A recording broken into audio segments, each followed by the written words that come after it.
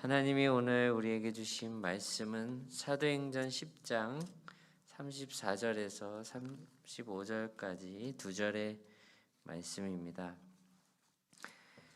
우리 신약 성경 205페이지에 있습니다. 우리 사도행전 10장 34절, 35절 우리 짧기 때문에 다 같이 봉독하겠습니다.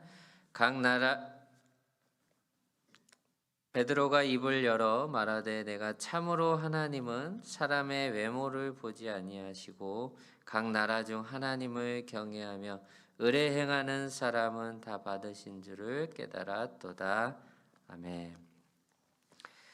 오늘 14일은 수험생을 위한 기도회가 있습니다. 아침 8시부터 1교시, 2교시, 3교시 차례로 기도회가 있습니다. 우리 다 같이 또 참여하셔서 기도해 주시기를 바랍니다. 오늘 본문은 하나님이 베드로에게 보여주신 이제 환상 이후의 이야기입니다.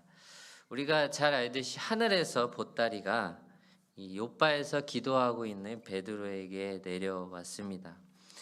결국 베드로가 이 환상을 봤을 때 동시에 이방인 백부장 고넬료라는 가정의 이 고넬료에게도 동시에 천사가 이 고넬료에게 자기의 집으로 이 베드로를 초청하라는 지시를 받습니다. 베드로는 그 환상, 보따리가 하늘에서 내려왔는데 그 보따리 안에는 여러 베드로가 유대인으로서 먹지 못했던 부정한 음식들이 나라 동물들이 있는데 주님이 그거를 먹으라는 겁니다. 왜 나에게 저 부정한 것을 먹으라고 하나? 베드로는 의아했어요. 왜 내가 못 먹는 저 음식을 먹으라고 할까? 곰곰이 생각하면서 기도하고 있는 그때에 동시에 이 고넬료에게 천사가 이 베드로가 욥바에 있으니 초청하라는 지시를 받게 된 것입니다. 오늘 복음의 내용이 바로 이 베드로를 통하여서 특별히 사도 바울이 이방인들을 사울로서 핍박하고 있는 그때에 동시에 이 복음의 역사가 활발하게 이 제자들을 통해서 일어나고 있는 사건 중에 하나였습니다. 어떻게 보면 오늘 이 사건이 이방인의 복음의 포문을 여는 가장 중요한 사도행전의 시작점이 되는 것입니다. 복음은 어떤 특정한 나라에게만 주어진 것이 아니라 우리나라에게만 주어진 것이 아니라 바로 나랑 조금 피부색이 다른 모든 사람들에게 그 복음이 전해지는 것이 바로 복음의 역사입니다. 우리나라도 옛날에 이 흥선대원군 때의 세국 정책으로 외국인들을 받아들이지 않았던 시대가 있었습니다.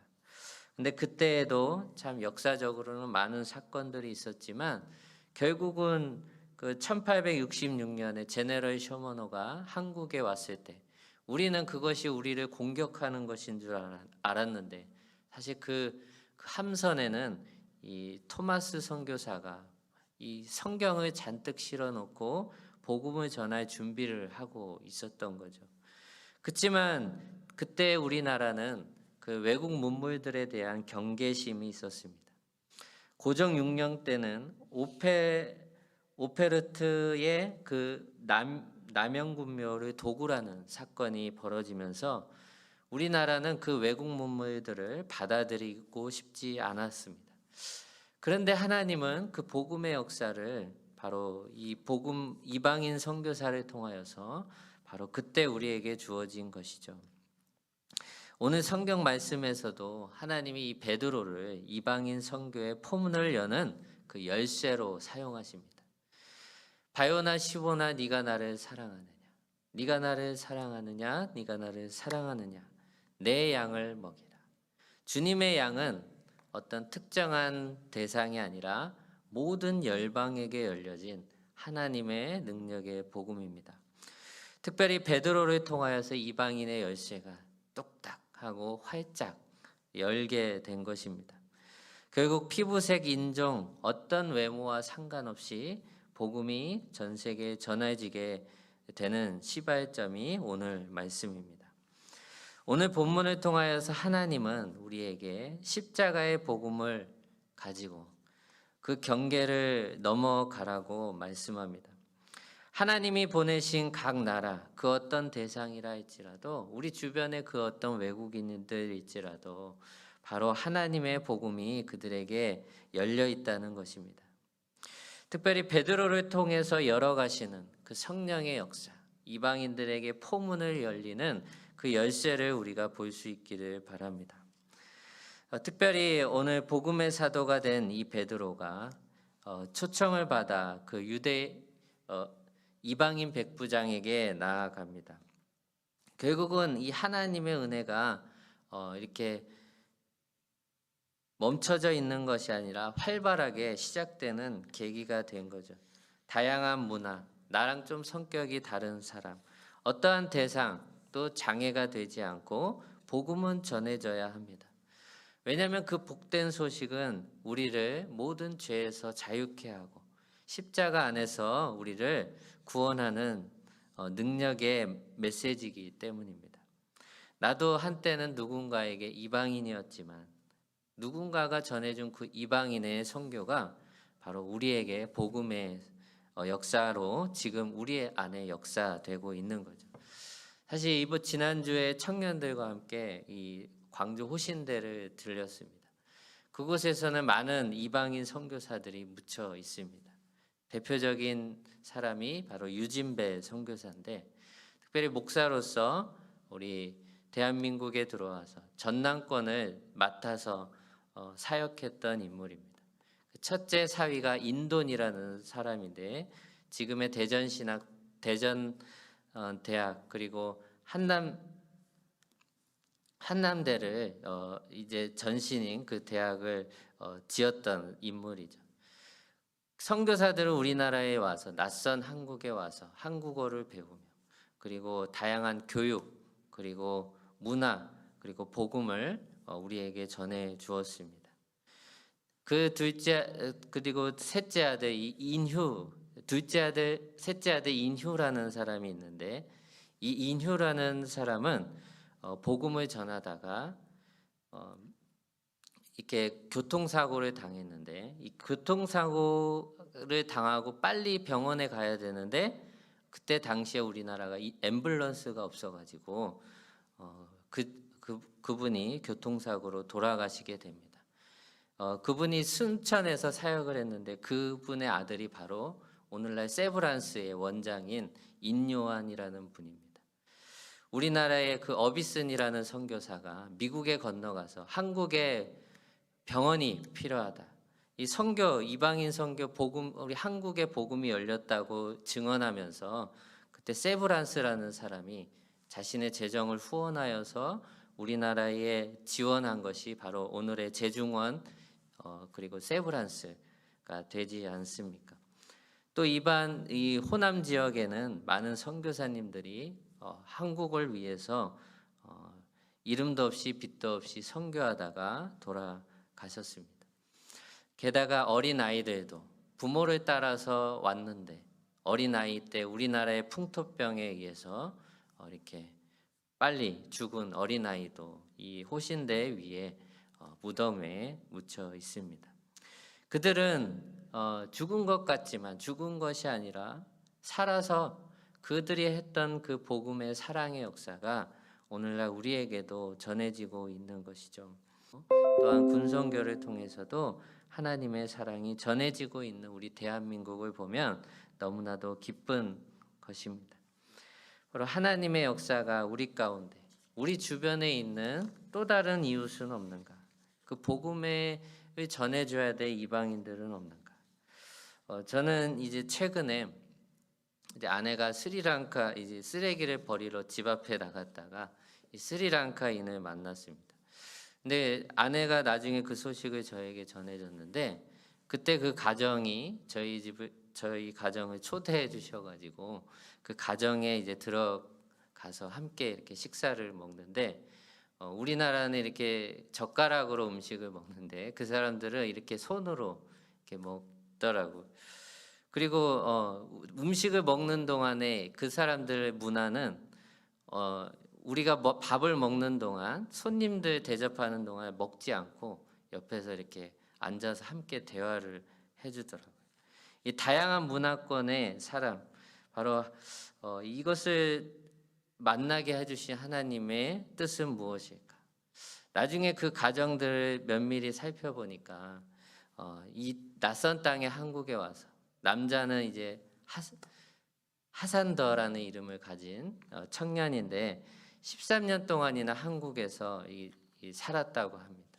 그래서 저기 어떤 산업단지에 이제 삼성 아래에 있는 어떤 삼성은 아니지만 어쨌든 그 관련된 업체에서 13년 동안이나 일해서 그런지 한국어를 너무 잘합니다. 근데 그의 아내는 2년밖에 되지 않아 가지고 한국어를 잘 모르고 영어만 사용하는데 그 이방인들이 한국 땅에 와서 살아갈 때 그 금강 아파트라는 작은 마을에 살아갈 때 그들이 겪는 것은 어떻게 보면 사람들이 낯선 땅에서 어떤 낯섦일 수 있겠다. 그런데 하나님이 또 저희를 가정을 통해서 그들을 만나게 하신 이유가 무엇일까? 기도하고 있는데 또한 그 가정의 자녀들과 아기들을 보니까 너무 이쁘더라고요. 외국인들을 보면 눈이 아주 크고 아주 이쁘고 이 아이들이 복음이 전해졌으면 그 가정은 불교입니다. 근데 저를 통해서 저희 가정을 통해서 그 가정의 포문을 열쇠를 열어주신 이유는 무엇일까? 그 아이가 또 이렇게 돈이 많이 없어서 어린이집도 잘 못 보내고 아내가 힘들게 이렇게 하는 것을 보고 또 일을 할 수 없는 비자를 갖고 있어가지고 이런 상황들을 보게 되었는데 어쩌면 우리 주변에도 이런 이방인들에게 하나님의 사랑을 전할 수 있는 포문이 열쇠가 될 수 있겠다. 한 사람의 복음이 그 베드로가 변화된 그 사건이 모든 이방인들에게 열려진 복음이었듯이 또한 우리들 가운데 역사하시는 그 하나님이 우리를 어떻게 열어가실까 기대하는 마음, 지금보다 훨씬 스펙타클한 정말로 크신 하나님을 우리가 볼 수 있기를 바랍니다.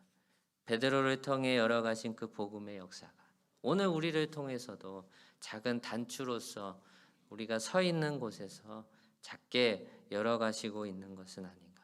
뭐 대단한 사역해야 그것이 사역입니까? 누구 한 사람이라도 정말로 복된 메시지 하나, 그 복음의 메시지 그리스도를 전해주면, 그 사랑을 전해주면 이것이 바로 복음이 아닐까. 그 한 사람이 또 변화되어서 많은 열매를 맺게 하실 것입니다. 그러므로서 복음의 말씀은 누구 특정인 대상과 외모가 아니라 그 경계를 넘어서 모든 민족에게 전파돼야 될 하나님의 능력의 말씀인 것입니다. 그 말씀의 역사가 오늘을 살아가는 우리들에게도 작은 주변의 이웃들에게 전할 하나님의 사랑으로 우리를 통해서 그 하나님의 역사가 전파될 수 있기를 주님의 이름으로 축복합니다. 그럼으로써 모든 것이 협력하여서 하나님의 선을 이루는 우리 상무대 교회가 되기를 주님의 이름으로 소망합니다. 기도하겠습니다. 사랑이 많으신 아버지 하나님, 날 위해 구원하신 은혜가 얼마나 큰지요.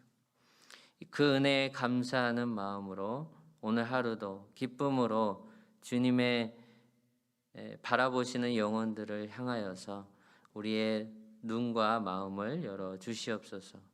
성령의 감동을 따라 가난할 때 한국을 돌보신 하나님의 은혜를 기억하면서 오늘 그 복음의 메시지, 이 베드로를 통해서 열어가신 이방인 선교가 또한 오늘을 살아가는 우리들에게 주변의 작은 이웃들에게 전파돼야 될 그 복된 소식이 매이지 않고 활발하게 모든 사람들에게 전해질 수 있도록 인도하여 주시옵소서. 외모와 어떤 것도 차별 없이 은혜 주신 하나님의 은혜에 감사드리며 그 사랑에 감사하며 보답하며 살아가는 우리들 되게 하여 주시옵소서. 감사드립니다. 우리 주 예수 그리스도의 이름으로 기도드립니다.